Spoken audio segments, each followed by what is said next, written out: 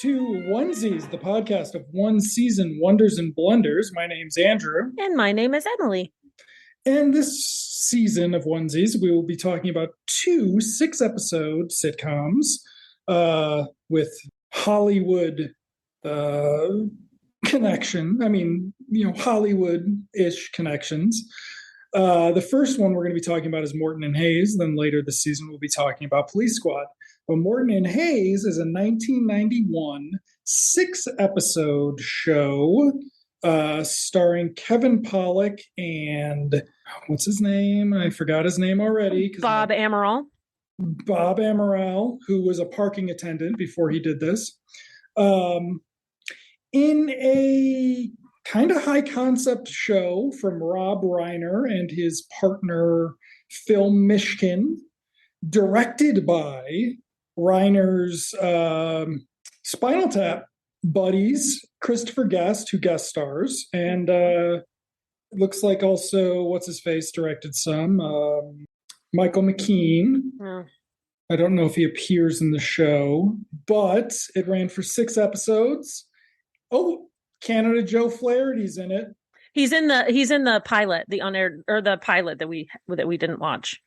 Oh, yes. So apparently there was a pilot in 1990 called Partners in Life that had a whole bunch of people. Whole bunch of people, and it was like more complicated, and Rob Reiner was playing a character. And this he's playing Rob Reiner.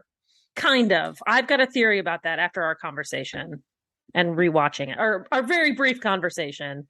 About how Rob Reiner has absolutely no charm. That's the one. I mean, have you seen his tweets? Like, he's got good politics, pretty good politics, but has no personality. Like, so yes. So the first episode is called Daffy Ducks. Daffy Dicks. Daffy Dicks, that too. It is a takeoff on a detective story, and it is supposedly from 1941, which I call complete and utter bullshit too. But yeah, it's the premise is they're rediscovered short comedies from the presumably 40s, and we're going to watch one of them every week on the show. And minus the introduction, they work out to be about 20 minutes, which is long-ish for that. Should be more like 15, I think. But anyway, yeah, Daffy Dicks. Did you find 3 things to comment on? This one, as we had talked about, is a lot different. It's a lot different. So really, I just had like best bits, my favorite bits. So I want to talk about The Crow, okay, the physical comedy, which is all of it, right? And then I want to, at the end, talk about Reiner as host and what he might be intending to do. Okay. We can talk about fat jokes. Yes. We can talk about post Jessica Rabbit, Lauren Bacall impressions. And you've got the Reiner in there. And then we can talk about, I don't know, isn't that a Naked Gun joke? So at this point in time, Reiner was coming off of Misery. He'd made it, right? Like he'd been breaking out since Stand By Me, and he finally made it with Misery. When Harry Met Sally, then Princess Misery, Bride, right? Princess Bride, right? Like the late 80s to early 90s was the rise of Rob Reiner. And then the mid to late 90s was the fall of Rob Reiner. But this would have been at the peak, right? He got his own TV show made. So Christopher Guest, who directed this episode and guest stars, he had just come off The Big Picture. So this was before Guffman sort of redefined Christopher Guest. Okay. But apparently, in the meantime, he had been watching a lot of Naked Gun movies. So the episode starts with Rob Reiner doing the setup. These are 100. They found 100 classic comedies, so they're threatening a 6-season run of this. Yeah. They've been restored, which would explain why they look like they were shot on VHS and graded to black and white. And I mean, there's an Animal Crackers poster on the wall. Thought that was cute. That was fun. So let's just talk about this Rob Reiner as host thing, because I think we see more of him at the beginning than we do at the end. Okay. So his part in this, he introduces the films, and in this particular one, he sets up the idea that they were. I thought it was a funny joke. They're in LA. They're either demolishing a Sizzlers to put in a new 7-Eleven, or they're demolishing a 7-Eleven to put in a new Sizzlers. I thought that was funny. And they come across an old decrepit vault and they discover all of these movies. He talks about how he, as Rob Reiner, the character Rob Reiner in the show, grew up, with his father as a classic comedian and grew up watching all of these old movies and but Morton and Hayes are the best comedy double act he's ever seen. And isn't he so lucky to be able to do this? It reminded me of on AMC, what's his name? Robert Osborne, the guy who used, but yeah. Yeah. Who used to introduce all of those movies. That's what I thought he was going for. Upon second viewing, I was like, oh no, that's what he's doing. It's like he's giving information, but it's kind of charmless. That's kind of what Robert Osborne was charming. I didn't think he was. Oh, okay. Nick Clooney on AMC. Okay. In the 90s, he might have been more charming. I don't know. It's concerning. Like, you're just like, we need all of the family like special just for Archie to make fun of how bad Rob Reiner is at this. Like, it is incredible. Because so we can just call him Meathead from here on. Yeah, we can just call him Meathead from here on. Great. Okay, but Meathead won't be back till the end. Right. We cut to the movie.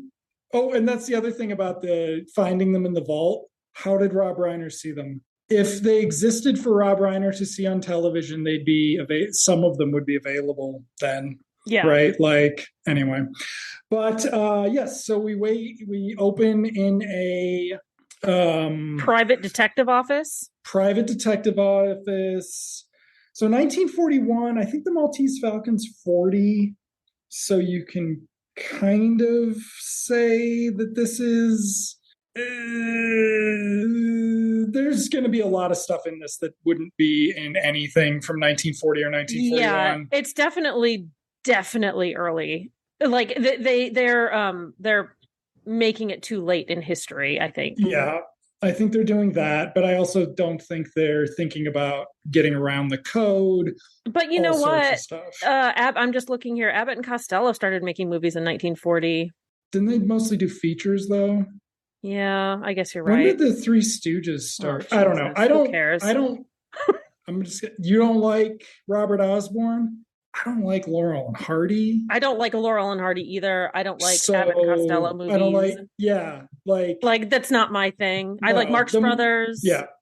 I hate Keaton. Three Stooges. I like Buster Keaton. Yeah. So we're on the same page with that. But I guess my point is but you're right. They were making features and these are supposed to be too real. Yeah. So whatever. Rob Reiner is not, that's the other thing about it is that I like Christopher Guest a lot. I think that he's made some great stuff and some really good stuff and some, not so good stuff. But I'd forgotten how bad movie directors were at directing TV shows before they got to multi-camera, DV, whatever. Like the Quentin Tarantino episode of ER basically looks like an episode of ER, right? Like there's a little bit more in it.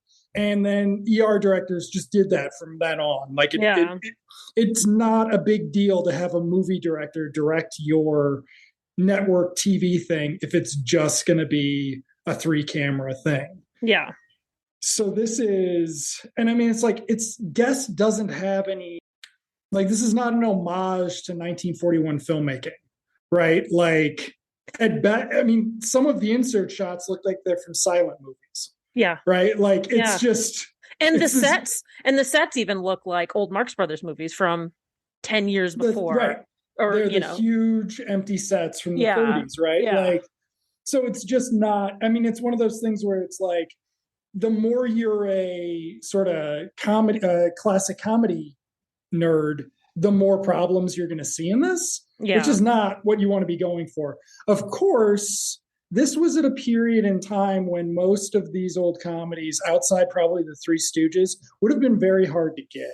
Like things like, or they were unrestored, hard to watch, that sort of thing, because they were all public domain and they were all shitty, and the French hadn't started paying to restore them. Right. But at this point in time, Harold Lloyd, who makes very racist movies, very, very, very, very, very racist, lots of racist movies.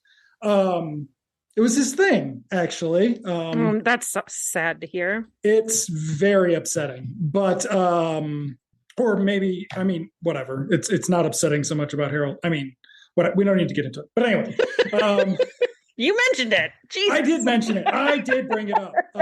But the issue is that, like, this is not a show for minutiae nerds. No. So then, who's it fucking for? Yeah. And that's kind of the thing. I sent you the text of that old LA Times article where, Kevin Pollak is asking the interviewer, like, so you don't think this is going to be popular, right? Like, you don't think this is coming back.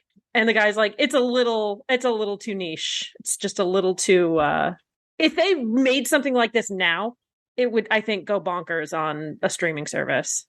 I think. Well, because they would do the minutia. They'd do the work. Yeah, they do the work. Like, they do the work, and they just, there are a lot of what seem like vanity TV shows where you'd have a big director like Rob Reiner doing his own TV show. You'd have his friends helping out, but it never really added up to anything, because it's just like, Steven Spielberg produced Sequest DSV. That didn't make it a Spielberg TV show, right? Like, it just, TV was very different then. Things didn't translate. Like, it just didn't work. And then we can get to the acting. So the episode starts with the two guys in their detective office, and Eddie is sleeping. And the joke is that, who is it? Morton. Chick can't wake him up.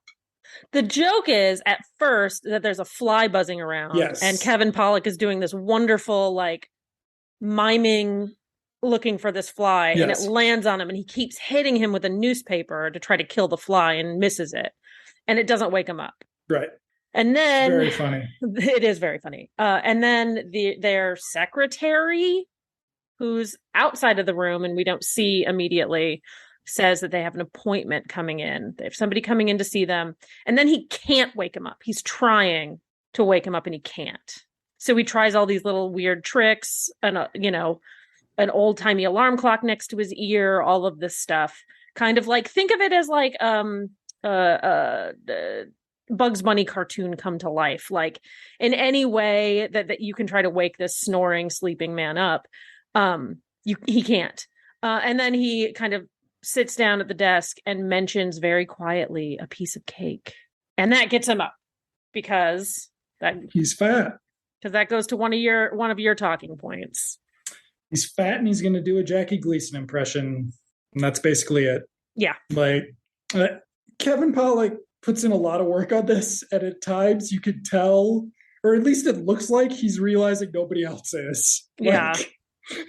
There's a look on his face like, why am I working so hard on this? Well, I think Bob Amaral is doing sort of the fat double act character. So it's not just whoever you just mentioned. It's also whichever the fat one in Laurel and Hardy was, whichever the fat one in Abbott and Costello was.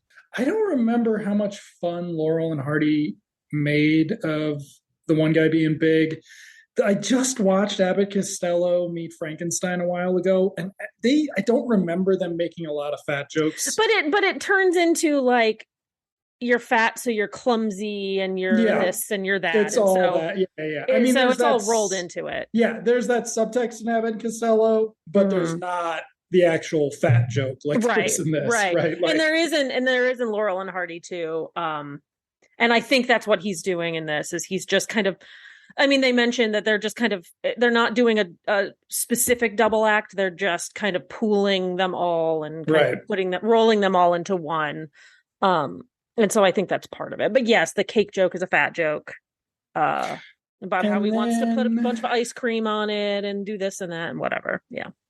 So then the dame comes in, Catherine O'Hara, who She's so good. is, oh, You disagree? I disagree Oh my with God. this part of her performance, because she plays twins. Yes. But with this part of her performance, I felt like she was doing somebody a favor in 25 minutes and was on her way out the door. Like, I didn't think that at all. I thought okay. she played a really good I think that maybe more thought was put into the evil twin Yes. character, and she just picked three qualities of the evil twin and just completely went 180 on those three characteristics, and she was quiet and demure and sweet. And go ahead.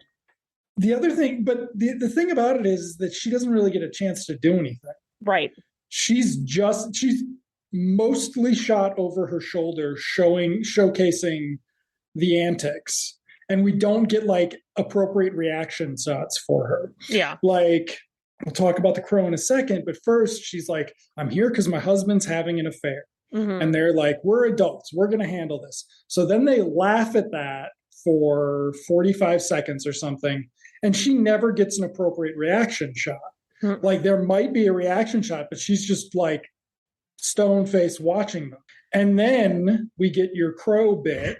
So he I still am getting used to the character names. Eddie Hayes is asked to take notes, and he spends the entire interview between Chick and Mimi Van Astor, the wife, looking for a piece of paper and fighting it away from, at the end, he tries to fight it away from a crow, which is just like a puppet. It's like crow on strings hanging outside the window, bobbing up and down.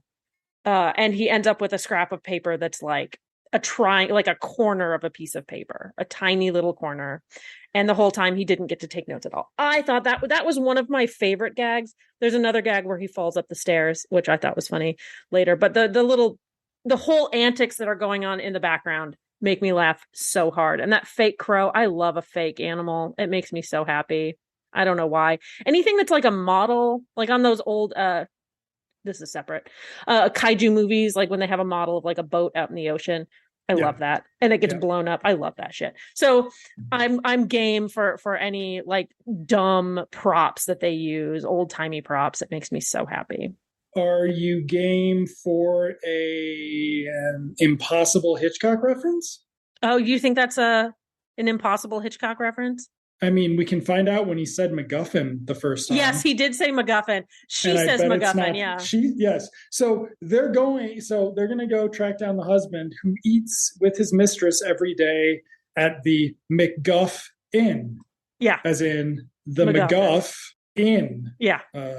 So they go to the McGuffin, and I'm which like, made me laugh.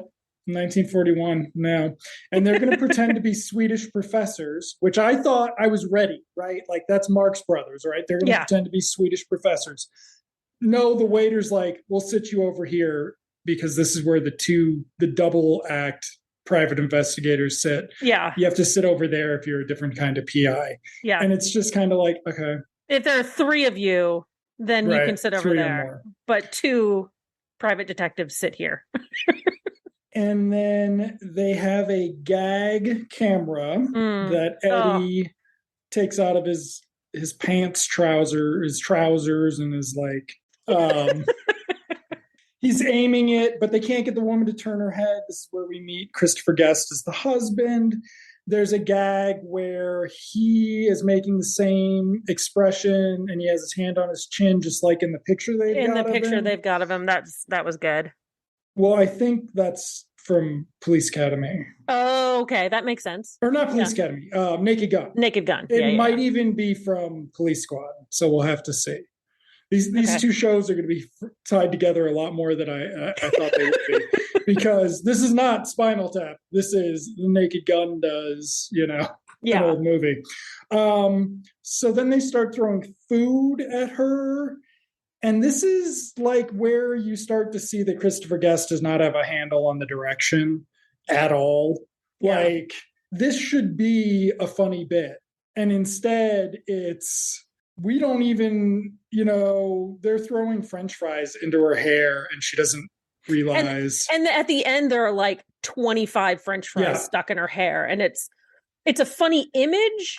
And if you think about it, that's a funny concept, but it's not executed very well. No. Except at the end, and it's purely Kevin Pollak. I don't think it has anything to do with direction. When he grabs just a handful of them and just chucks them at her head. I thought that was funny. But again, it was just him doing it and not necessarily anything else. Yeah. So he goes over, grabs her head and turns it to the camera, and shocker, it's Catherine O'Hara. Cut back in the office.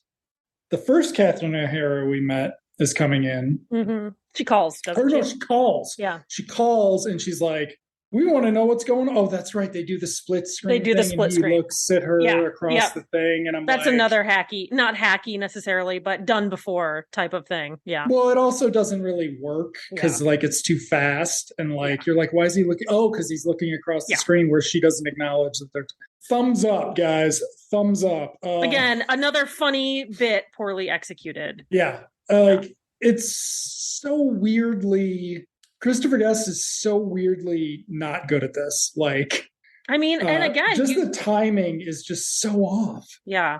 But she invites them over. He doesn't want to go because he's like, come on, man, this is bullshit. You were fucking with us, you rich people. There's a thing about, the rich people thing is later, I think. But he's complaining about the rich people screwing over the working class, which is fine. And so she offers him $200 to come over. And so they're willing to go. They go over, meet the butler. We get to see the big mansion set. So the butler's played by character actor Ray Burke, who you've probably seen in something. He looks basically like Lobot from Empire Strikes Back, but he's not Lobot.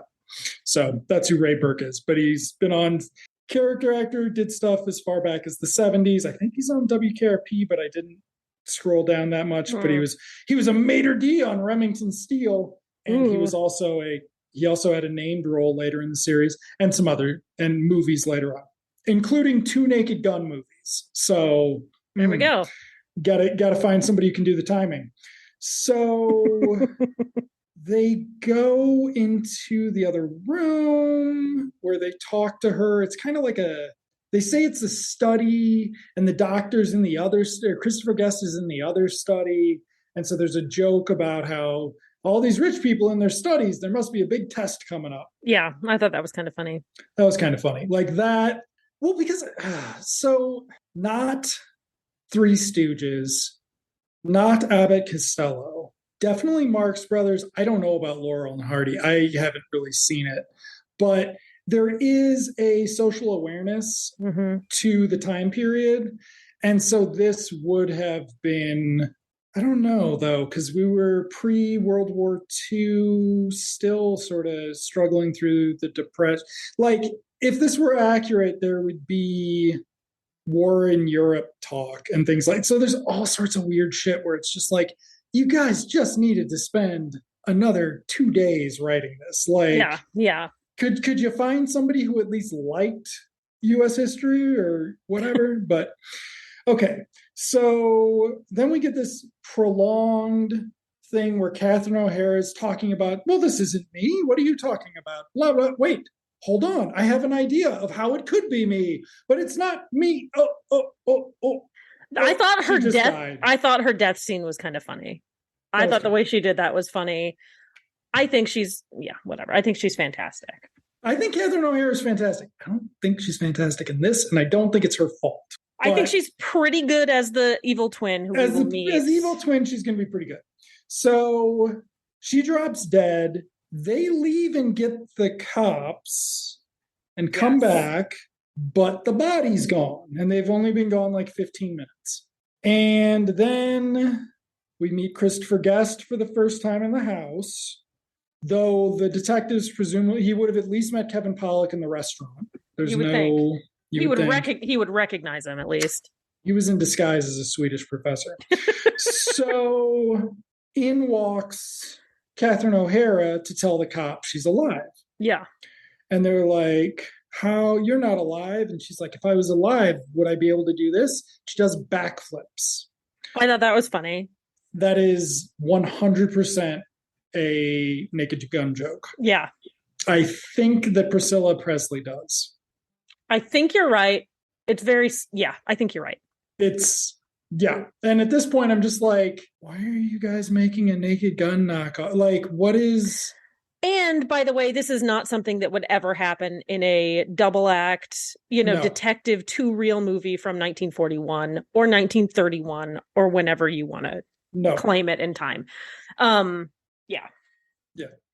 So then she invites them to dinner, and they've laid out formal wear for them. And so they go to dinner and they're trying to poison them, I think. Yeah, they're trying to poison them with pate. Yes. And Eddie is not interested, and Chick offers it to another fat lady, another fat person in the room. Except the joke isn't that she's fat, it's that she's just like so posh she can tell the difference. She can get the she has the palate for the different flavors in the pate. Yes. But before she can stop describing it, she dies. And Eddie has put his pate in a suit of armor, where we see they've stuffed the other, where Catherine O'Hara is. Yeah. Christopher O'Hara and Catherine Guest are in this episode. And so we, the audience, know that she is indeed dead and not backflipping around with a almost Lauren Bacall-ish voice that will come through in a bit. I was trying to place it, but you're right, it is Lauren Bacall. I was like, that's not Mae West. Who is that? Yeah. It's anachronistic Lauren Bacall post Roger Rabbit too. So it's like I'm doing Jessica Rabbit, who is doing Lauren Bacall. Christopher Guest tries shooting a poison dart at them, but the ambassador gets in the way, checking on his wife, so they get hit. So now they're going to try to give them champagne or something. Yeah, something in a goblet that's bubbling comically like a cartoon poison. And then I think there's a line about trying to cut down on poison. Yeah, that's his excuse for not drinking it, as he said, just as Eddie is about to drink his, Chick says something like, oh no, my doctor told me to cut back on poison. And then Hayes, being the role, his role in the double act is the idiot who doesn't realize he's an idiot. And so he's like, and kind of sets it down. And then what happens? Somehow we get the twin sister explanation. Right. Yeah. And then immediately he gets killed, right? He explains it and then almost immediately dies. Yeah, a gun comes out of a painting and shoots Christopher Guest. And it turns out the butler did it. And now we get this bit where the lights keep going off. So the twin sister, they change clothes between Morton and Hayes and Catherine O'Hara. Light goes off, light goes on, somebody dies, that sort of thing. There's more backflipping when they try to literally pull the rug out from under her, and she does a backflip to escape it. So that initial backflip scene was just to set up that she could do the backflip so she could escape this in this scene. Yes.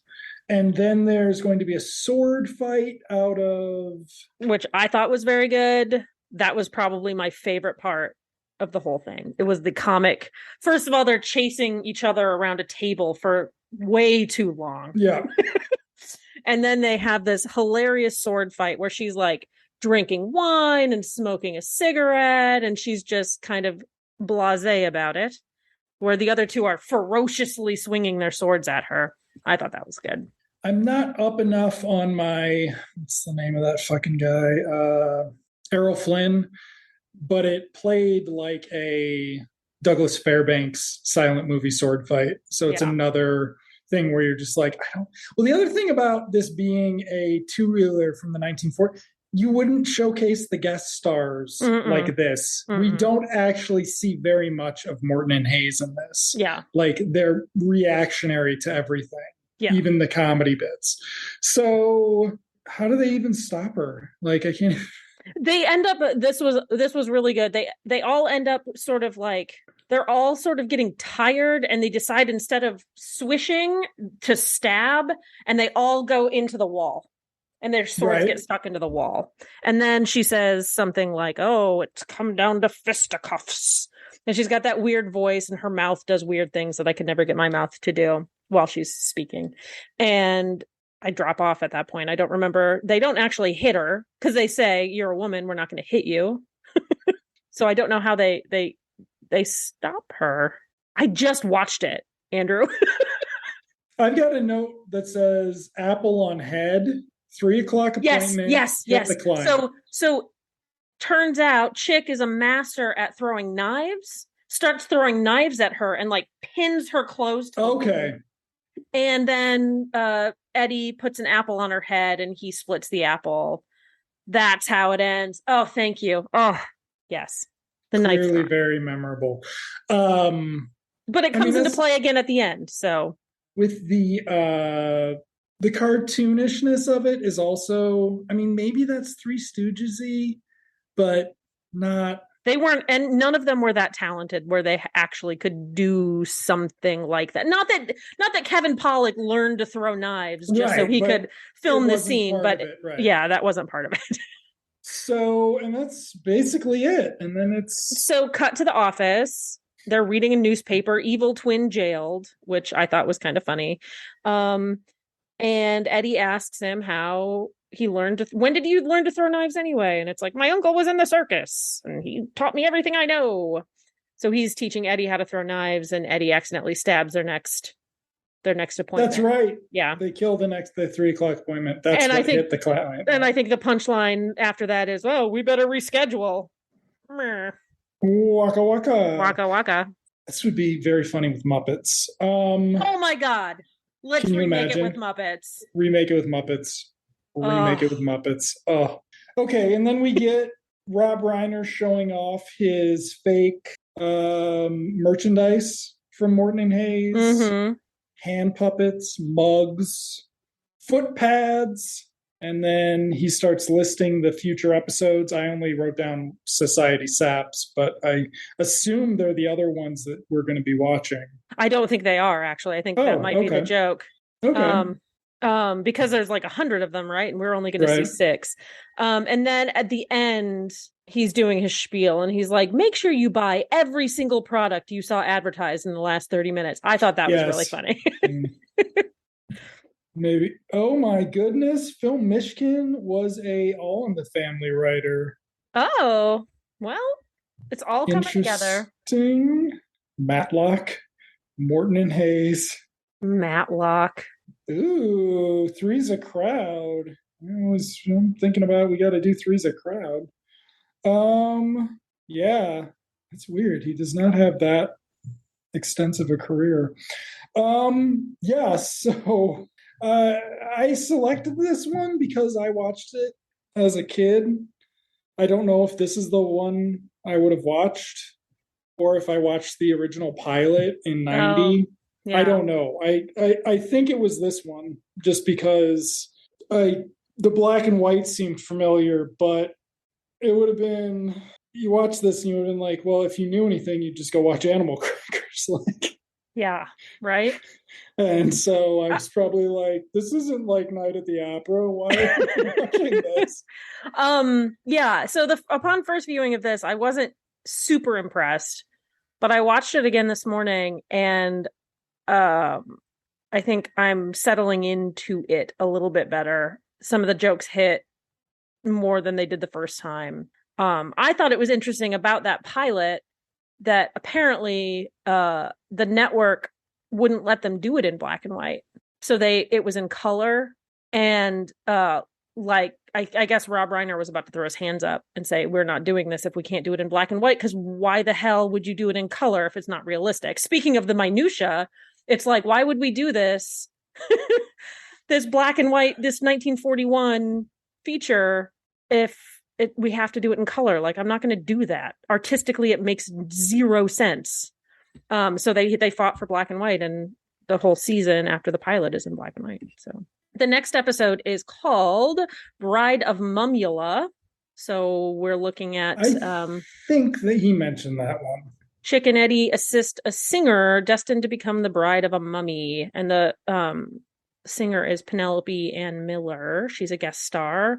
Michael McKean guest stars. Hamilton Camp. Name's familiar, Name's familiar. He kind of looks like Andy Griffith, but it's not opening. He plays Hunchback. I'm using finger quotes because I'm sure there's a better word for that. What has he been in? It doesn't matter. Eddie Murphy's Dr. Dolittle, Highway to Heaven. Oh no, Heaven Can Wait. I'm sorry.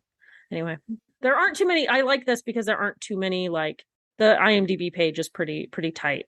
There's 9 or 10 people every episode, so I like that. Directed by Christopher Guest, written by Michael McKean and Christopher Guest and Rob Reiner. So we'll see. Maybe I'll like this one better because I do like those old cheesy horror movies. Well, also it might be that Christopher Guest and Michael McKean write a better script than. I mean, Rob Reiner's not famous for anything he wrote, right? Yeah. Like, yeah. Like lots of people, he just got the right scripts. He's famous to me for having to give line by line readings of the script to Wally Shawn in Princess Bride. Like Wally could not perform it the way Rob wanted to, so he literally had to read it in the way he wanted it read every single. He should have done that with this then. That would have been funny. Okay, well, I'm really excited to continue. I hope it gets better. I mean, I'm enjoying it. It's fun. I'm surprised my husband hasn't wanted to watch it yet, but he was like, I know that first one's not very good. I'll come back once Phil Mishkin's gone. It's I don't know. Turns out we had a lot more to say about it than we thought.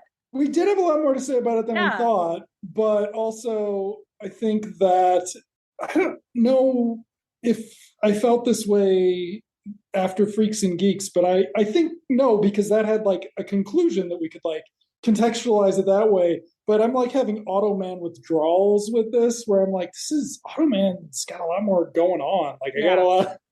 Well, I was, like I read the Wikipedia, I did all this. I was kind of hoping it would be more like a Spinal Tap where there's like interviews with the old men, a little bit more like they mention it on the Wikipedia, I think, as like a similar, even though it's not, Garth Marenghi's Dark Place, where it was like you watch the TV show and then there's like a talking head with the actors talking about the scenes. I was kind of hoping for something like that, but whatever.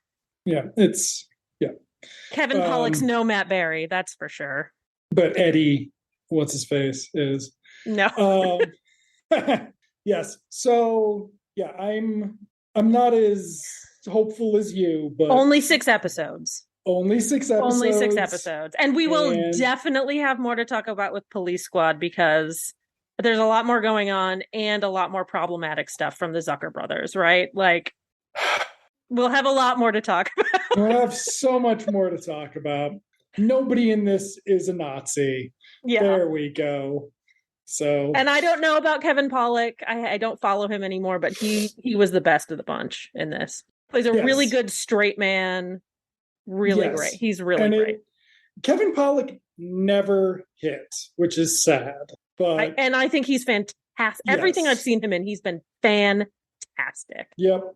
And it's just he never hit. And it was years of waiting for him to hit. And I think by the mid 90s, it was clear he was never going to hit. And yeah, but he's just this quirky guy and everybody knows him and everybody likes him and he's funny and he does that Christopher Walken impression. Everybody does a fucking Christopher Walken impression. But poor guy. Before we go, let's see. Kevin Pollak. Come on.